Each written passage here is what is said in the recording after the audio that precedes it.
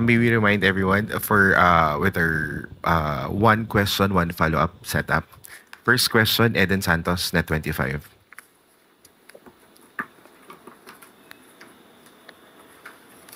Yusek, good morning po. From your previous briefing, sinabi niyo po na sa kanya pala nanggaling ang fake news referring to Vice President Sara Duterte. Siya pala ang source ng fake news na ito na pinapakalat laban sa unang ginang kay First Lady.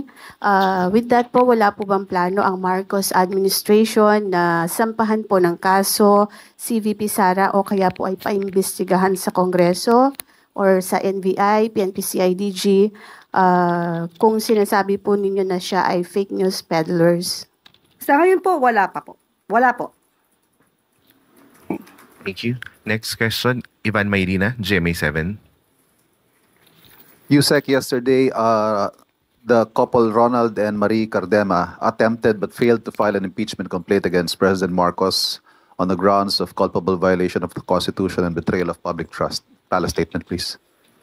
Karapatan po nila kung nais po nila magsampa, pero inuulit po natin, ang complaint na to ay sa ating pagtingin ay walang pinanghuhugutan. Uulitin ulit natin, ang Pangulo at ang administrasyon ay gumaganap lamang ng kanilang katungkulan at ang batas ay pinapairal, pati na po ang kanilang commitment sa Interpol. Kung mayroon mang sariling interes patungkol dito, na naisin pa ba nila na hindi sundin ang batas, hindi ipagpatuloy ang commitment o talikuran ng commitment sa Interpol para sa mga taong inaakusahan ng crimes against humanity. So muli, maliban po sa ginagawa po ng Duterte Youth Party List patungkol po dito, mas maganda rin po bilang mambabatas, makagawa sila ng mas maraming batas. Follow-up question, Ivan Mayrina. Election na po sa Lunes, Yusek. Ultimately, ang impeachment po ay numbers game. Have you spoken to the President about this impeachment complaint? And does he remain confident that he will continue to have the numbers to keep him safe from an impeachment for the rest of his term? Sa ngayon po ay hindi pa po nababasa ng buo ang sinasabing impeachment at wala pa po tayong masasabi patungkol po dyan. Pero muli inuulit natin kung ano man po ang ginagawa ng Pangulo at ng administrasyon, yan po lahat ay base sa batas. Next question, Christian Yusores, Radyo 630. Good morning, Yusek. I understand, ma'am, na nag-iimbestiga na ang luwa doon sa mga reklamo sa Prime Water. Pero yung grupong bayan muna kahapon po ay naghain ng complaint laban sa kumpanya. May request din po sila na ipakansela na yung lahat ng joint venture agreement ng Prime Water sa mga local water districts. Iko-consider po ba ito ng palasyo o iuutos sa LOA? Ngayon po, nagsasagawa po ng investigasyon ng luwa. At anytime soon po, maaari pong magbigay ng mensahe patungkol po dito. At kung meron pa pong mga tao na nagrereklamo, may mga ahensya, may mga government agencies na umaayon sa ginagawa po ng Pangulo patungkol po sa pag-iimbestiga, particularly sa Prime Water. Yan po ay ating wini-welcome dahil ibig pong sabihin, ang aksyon pong ginawa ng Pangulo ay hindi lamang po pamumulitika. Tandaan po natin, ang estimated po na sinasabi na apektuhan po ng hindi magandang serbisyo ng Prime Water ay umaabot na po sa 16 million na katao. So, kailangan lang po talaga itong mabilisang maaksyonan. One follow-up lang po. Yung sa panawagan po nila na ipakansela lahat ng JVA ng Prime Water sa mga local water districts, open po ba dito ang palasyo? Unang-una po, ang Pangulo at ang administrasyon ay naniniwala po sa due process. Hindi po tayo laging may kasabihang cut the process. So aalamin po natin lahat kung ano ba, kung may anomalya, kung ano may pagkukulang at ano pa yung dapat na ipahinto. Next question, Tristan Nadalo, Newswatch. Good morning, Yusek. Habemus Papam, meron na pong bagong Santo Papa ang Roman Catholic Church, si Pope Leo XIV. Siguro po anong mensahe ng palasyo ni Pangulong Bongbong Marcos sa pagkakaroon ng panibagong Santo Papa? Masaya po na meron na po tayong bagong Santo Papa at hintayin po natin ang kanya magiging mensahe ngayong pong araw na to.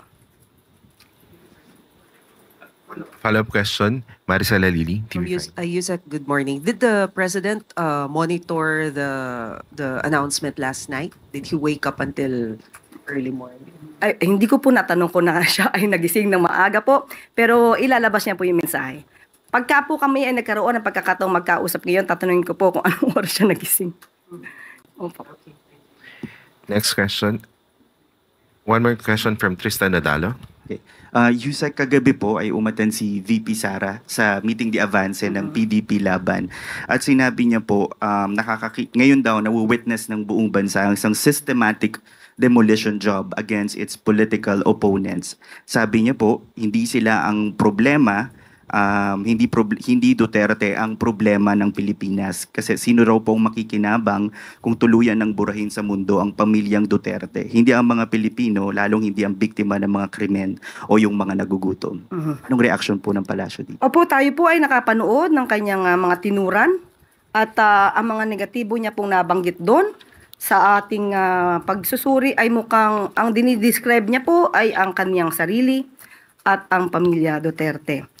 Nabanggit niya po, hindi po tayo nagkakamali.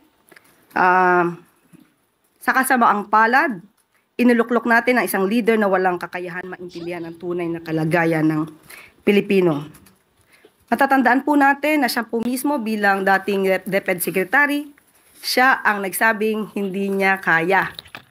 Lalo-lalo na, and I quote, "I do not come from the education sector. I don't have an education background, so I cannot review what they are doing. And I rely on their expertise and all the stakeholders who did the review." So, at the time, makikita natin kung paano nga ba napabayaan ang education sector dahil 1.5 million DepEd laptops items stuck in warehouses since 2020 at hindi pa niya ito nagawa ng paraan bilang namumuno sa DepEd noon at si Secretary Angara pa ang siyang nagsosolve ng problemang ito.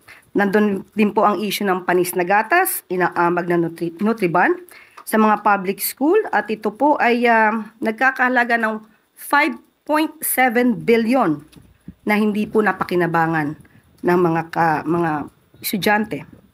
At meron din pong nabisto o agarang nasolusyonan ni Education Secretary Sani Angara patungkol po doon sa ghost students na may halaga pong na-recover na 65 million. Kaya po tayo umaayon sa sinabi niyang pinagbabayaran natin ngayon ang pagpili ng maling leader. So, hindi po ba siya ang problema ng bansa or isa sa mga problema ng bansa? Next question, Kenneth Pasyente, PTV. Good morning, ma'am. How does the Malacanang view po the 5.4% GDP growth in the first quarter of 2025? Ma'am, is this in line with the administration's targets for this year? Okay. Maganda pong balita yan dahil po yung GDP po ay nagpapakita po ng progreso. At natutuwa po ang ating Pangulo, lalong-lalo na po, of course, ang administrasyon dahil nakikita na po at nababanaag, nagmamanifest na po ang mga pagsisikap ng ating mga opisyales para po mapaangat po talaga ang ekonomiya ng bansa. Ma'am, follow up lang po. Ano po yung plano ng pamahalaan para magpatuloy po yung ganitong trend at or mapabilis pa po or mapaangat pa yung GDP growth? Lalong pagbutihan ang trabaho, lalong maging concern sa mga pangangailangan ng taong bayan. Next question, Raquel Bayan, Radyo Pilipinas. Ma'am, balikan ko lang po yung sa Okta research sa self-rated poverty. How confident are we that we can sustain this momentum, especially po ang target po natin mapalawak pa yung 20 pesos per kilo na bigas? Opo, maganda pong balita po dahil nga from 50%, naging 42% na lamang po. Ibig sabihin, nararamdaman na rin po ng mga taong target po ng mga programa ng Pangulo patungkol po dito sa kagutuman. Nararamdaman naman po nila ang pag-angat, ang improvement.